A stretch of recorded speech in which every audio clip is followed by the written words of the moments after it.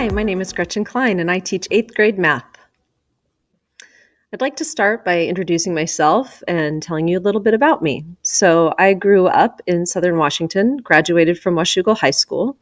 I earned my degree in math education at Central Washington University, and this is my 6th year at WMS and my 14th year of teaching 8th grade math.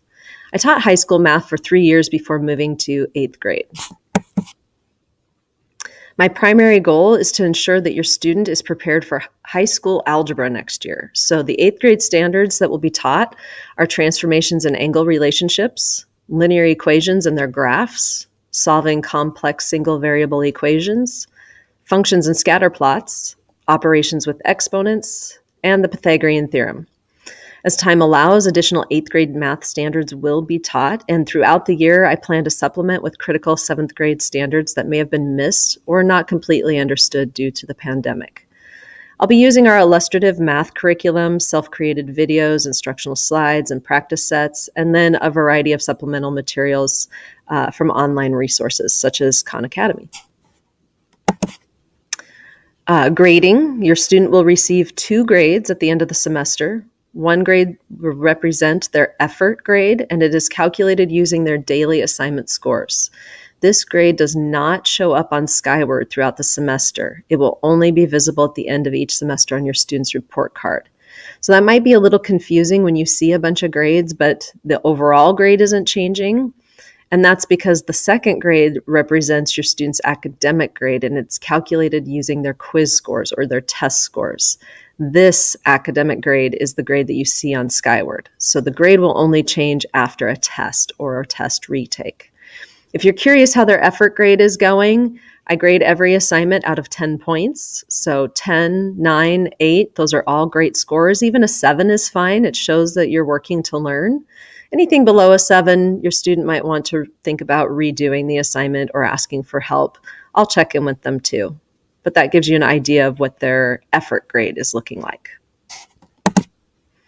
Below is a screenshot of my Schoology page. The current week's folder will be at the top of the page.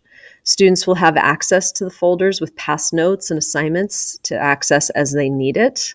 And an activity menu with optional review and enrichment activities will also be available. So at the top of this, you can see assignments for this week. And when students click on that, they can see the different assignments that are being given this week. There's another folder for the notes for this week. I'll be putting in a blank set of notes for students to complete. And if a student's absent later in the week, I'll upload a completed set of notes so that they have access to learning.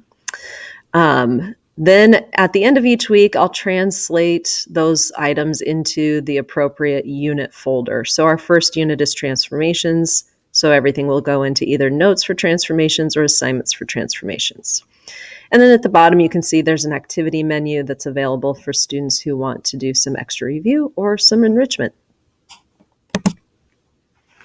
All work will be submitted through Schoology except tests. Students have options for their submitted work.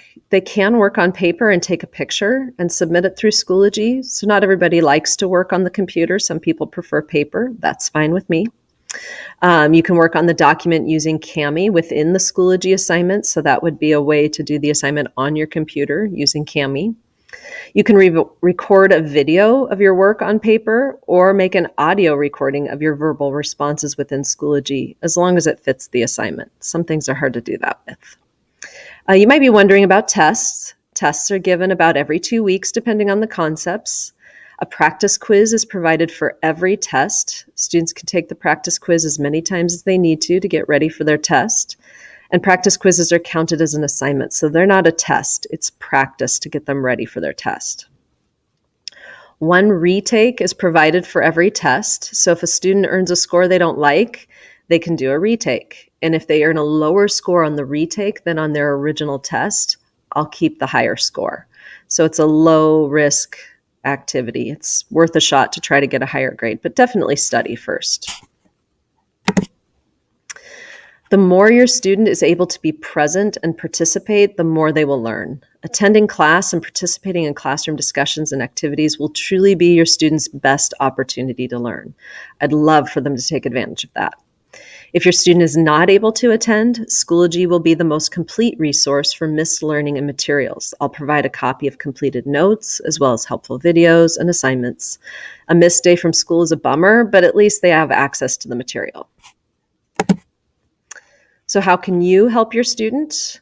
Encourage them to do the following. Persevere. Learning takes work and time. They're getting old enough that a lot of the concepts they're learning take time to process. So encourage them to persevere. Ask for help. Email me, FaceTime a friend who understands the concepts, search the internet for different tutorial videos, ask me questions in class. Take a break. Students who struggle with a concept the day it's introduced often discover that the next day it isn't so confusing. So your brain may need a break to process things subconsciously. Definitely stay positive. You're more open to new ideas with a positive mindset. If you have any questions or concerns, feel free to email me at the address provided. I look forward to a great year helping your student to prepare for a successful high school math experience. Thank you.